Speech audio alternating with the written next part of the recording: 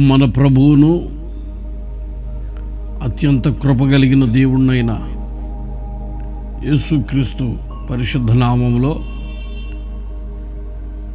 మరో దినాన్ని ప్రభు మనకు అనుగ్రహించి జీవాన్ని క్షేమాన్ని అనుగ్రహించిన దేవదేవునికే మహిమ కలుగునుగాక.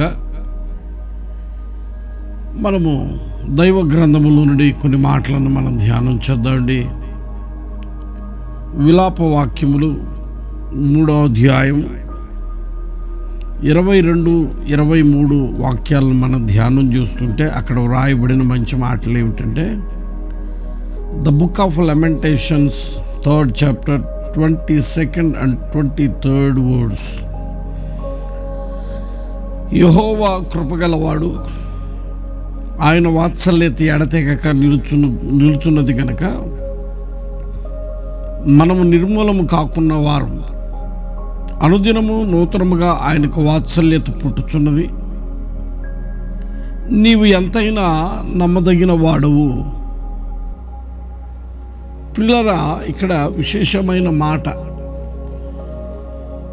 ఏమిటంటే, మన దేవుడు ఎంతైనా నమ్మదగిన దేవుడు.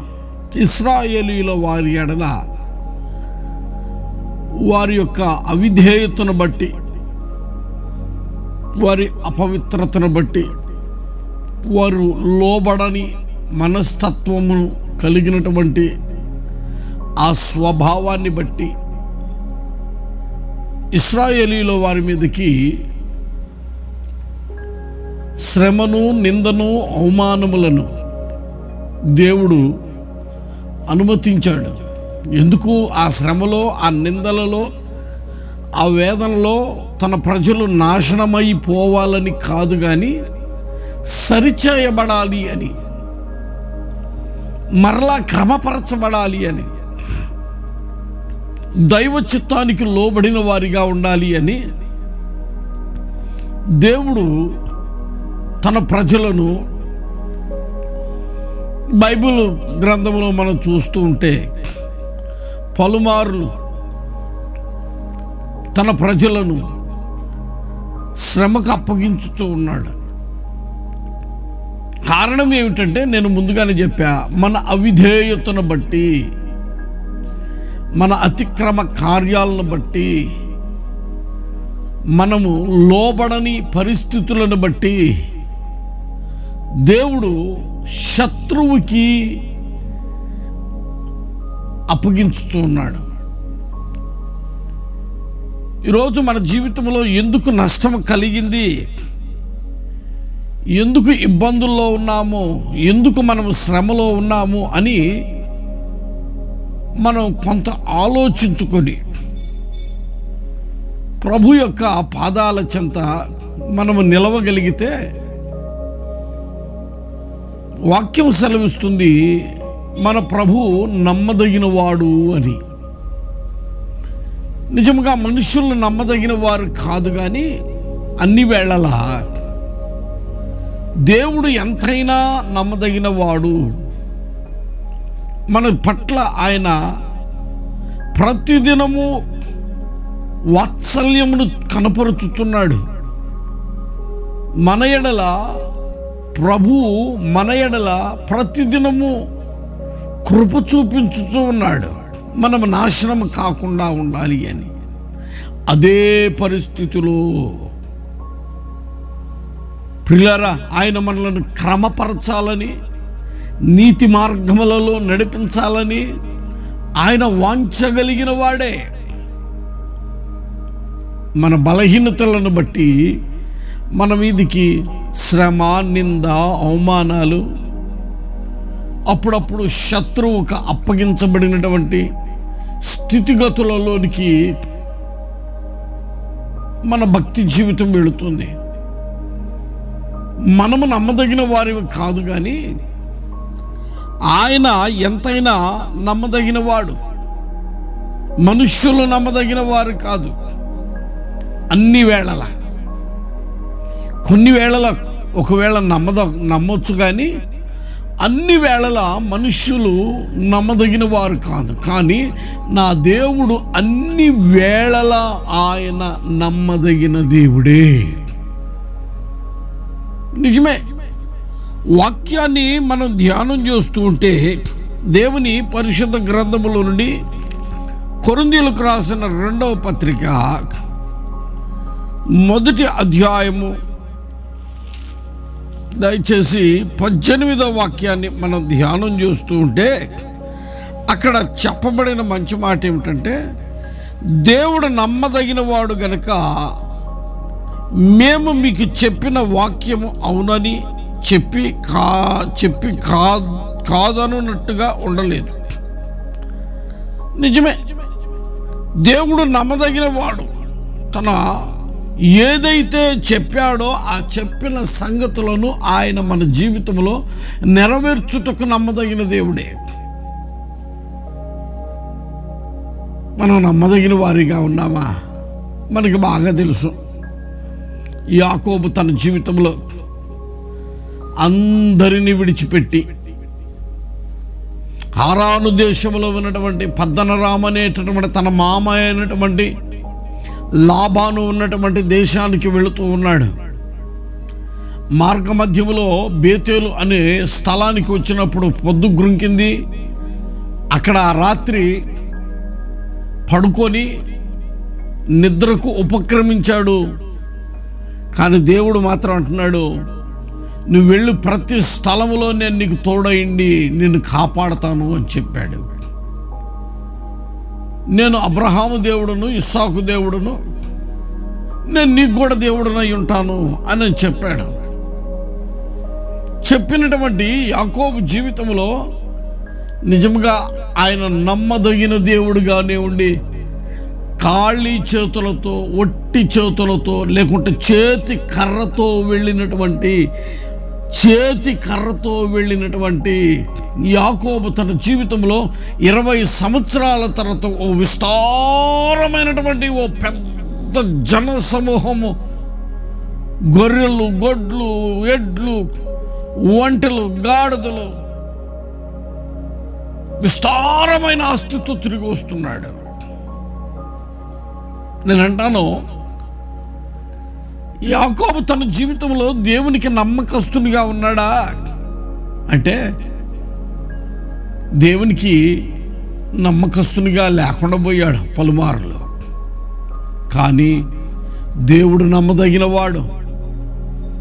ఆయన ఎడల వాత్సల్యం చూపించి క్రమపరిచి దైవ చిత్తానికి లోబడినట్లుగా చేసి ప్రవీణటువంటి వారులారా, నమ్మదగిన దేవుడు అయిండి క్షేమాన్ని కలగజేసి కృపాధారుడైనటువంటి దేవుడు తన శ్రేష్టమైనటువంటి కనికరమును యాకోబు ఎడల కలగజేసి ఓ గొప్ప జయాన్ని అనుగ్రహించి శ్రేష్టమైన దీవెనలతో నింపాడు.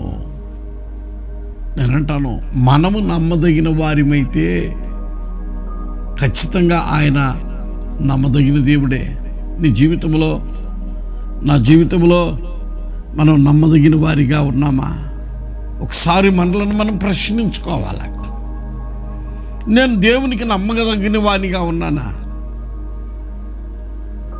మన తల్లిదండ్రులకి నమ్మదగిన వారిగా ఉన్నామా?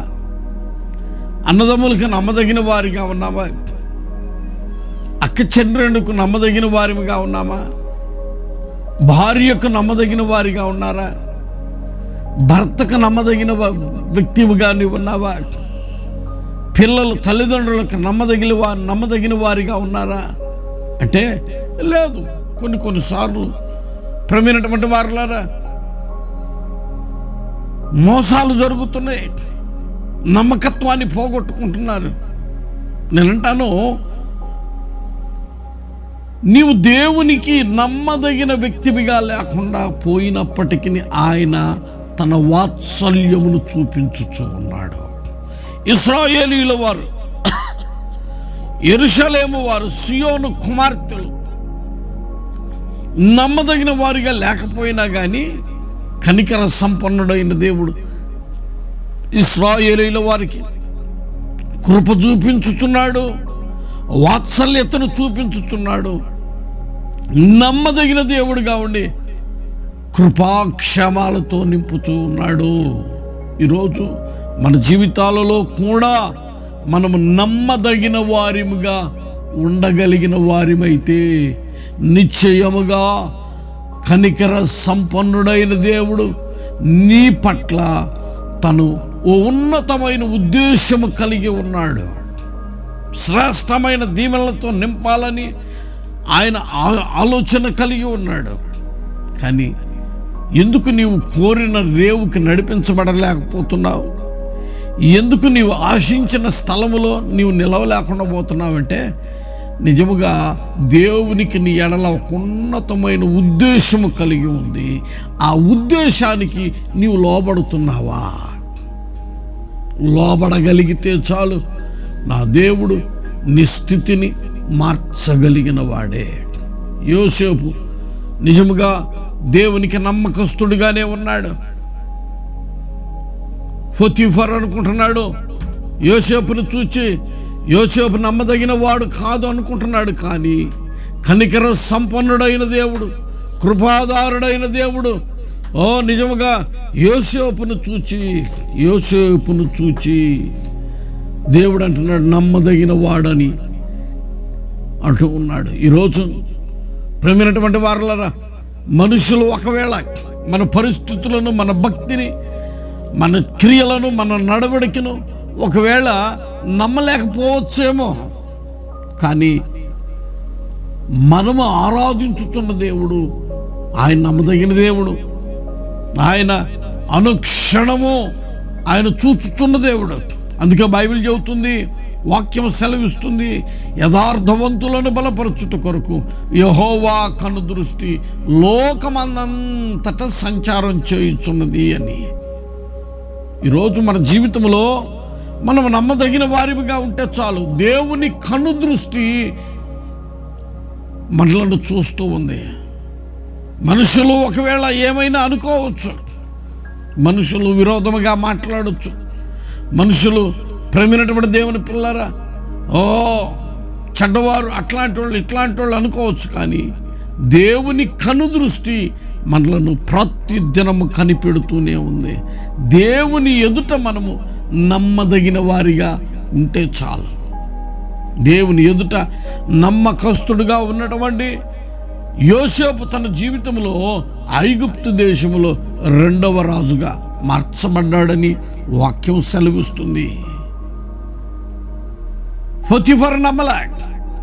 పొతీఫర్ ఏమనుకున్నాడు? అబ్బా, నా ఇంటిని అంతటి, నా ఆస్తిని అంతటి మీద ఇతన్ని ప్రాముఖ్యమైనటువంటి వ్యక్తిగా పెట్టానే, గృహ నిర్వాహకునిగా పెట్టానే, వీడు నమ్మదగిన వాడు కాదు అనుకొని అతన్ని జైల్లో వేయించాడు. కానీ దేవుని ఎదుట నమ్మకస్తుడిగా ఉన్నటువంటి యోసేపు తన జీవితంలో ప్రేమైనటువంటి వారలారా దేవుని ఎదుట నమ్మకమైన వాడిగా ఉన్నాడు కనుక కృపాదారుడైన దేవుడు శ్రేష్టమైన తన దీవెనలతో నింపి తలగా పై చేయిగా నిలిపాడు. ఏ పరిస్థితుల్లో కూడా యోసేపు యొక్క తల దించబడిన వాడిగా లేకుండా పోయాడు. ఈరోజు మన జీవితంలో మనుష్యులకు ఒకవేళ మనల్ని నమ్మకపోయినా, మనుషులు మనకు ఒకవేళ మనము నమ్మకపోయినా, కృపగలిగిన దేవుడు మనల్ని కృపగలిగిన దేవుని పరిశుద్ధ పాదాల చెంత మనము నమ్మకమైన వారిగా ఉంటే నిశ్చయముగా మన పరిస్థితులను ఆయన మార్చగలిగిన దేవుడే. దేవుని పరిశుద్ధ గ్రంథముల నుండి కొరింథీయులకు రాసిన మొదటి పత్రిక 10వ అధ్యాయం దయచేసి 13వ వాక్యాన్ని ధ్యానం చేస్తూ ఉంటే, 10వ అధ్యాయం 13వ వాక్యాన్ని మనం ధ్యానం చేస్తూ ఉంటే, సాధారణముగా మనుషులకు కలుగు శోధన తప్ప మరి ఏది మీకు సంభవింపలేదు. దేవుడు నమ్మదగిన వాడు, మీరు సహింపగలిగినంత కంటే ఎక్కువగా ఆయన మిమ్మును శోధింపనీయడు. అంతేకాదు సహింపగలుగుటకు ఆయన శోధనతో కూడా తప్పించుకున్న మార్గమును కలుగచేయును.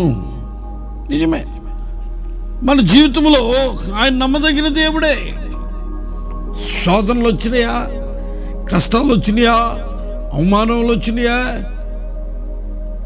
ఎంత వస్తుంది కష్టం, ఎంత వస్తుంది అవమానం, ఎంత వస్తుంది శోధన అంటే సహింపగలిగినంతంట.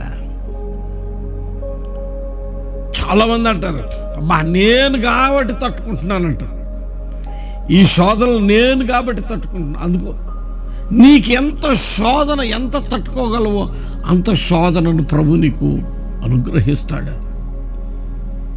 అంతేగాని ఎక్కువ శోధన దేవుడు నీకు అనుగ్రహించడు.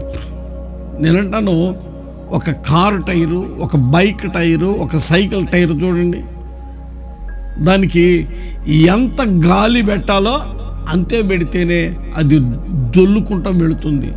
తక్కువైతేనేమో రన్నింగ్ ఉండదు, ఎక్కువైతేనేమో టైర్ బేలిపోతుంది. అందుకే దాని మ్యానుఫ్యాక్చరర్, దాని ప్రొడక్షన్ చేస్తున్నటువంటి వ్యక్తి ఆ టైర్కి ఎంత గాలి పెట్టాలో, దాని బరువు ఎంత మోయాలో అనేది మొత్తం ముందుగానే ఇన్స్ట్రక్ట్ చేస్తాడు. మన ఆత్మీయ జీవితాలలో కూడా మనం ఎంత సహించగలమో మన ప్రభువుకు తెలుసు. అందుకే ఆయన సహింపగలిగినంత శోధనను మనకు అనుగ్రహిస్తాడు, కానీ అధికమైన శోధనను మనకి అనుమతించడు. మన ఆత్మీయ జీవితాలలో ఇంకను క్రమపరచబడిన వారిమై, దైవ చిత్తానికి లోబడినటువంటి వారిమై, దైవ చిత్తానికి సిద్ధపడినటువంటి వారిమై ప్రభు పాదాల చెంత మన ఆత్మీయ జీవితాలను కట్టుకుందాం.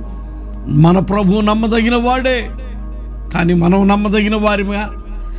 నమ్మదగిన వారిమైతే ఖచ్చితంగా ఆయన మన జీవితంలో నమ్మకస్తుడైన దేవుడైండి శోధనలో కూడా తప్పించి క్షేమాన్ని కలగచేసి నెమ్మదిని కలగచేసి ఆయన కృప కలిగిన వాడు, ఆయన అత్యంత వాత్సల్యము కలిగిన వాడు గనుక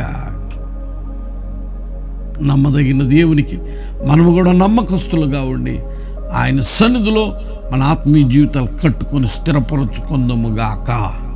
ఆమెన్. ప్రార్థన చేసుకుందాం. దయాళుడా, మీకు స్తోత్రాలయ్యా. మీ ప్రేమ కలిగినటువంటి బాహులో స్వామి, ఈ మరొక దినాన్ని ప్రభువా మీరు మాకు అనుగ్రహించిన దాన్ని బట్టి మీకు స్తోత్రాలు తండ్రి.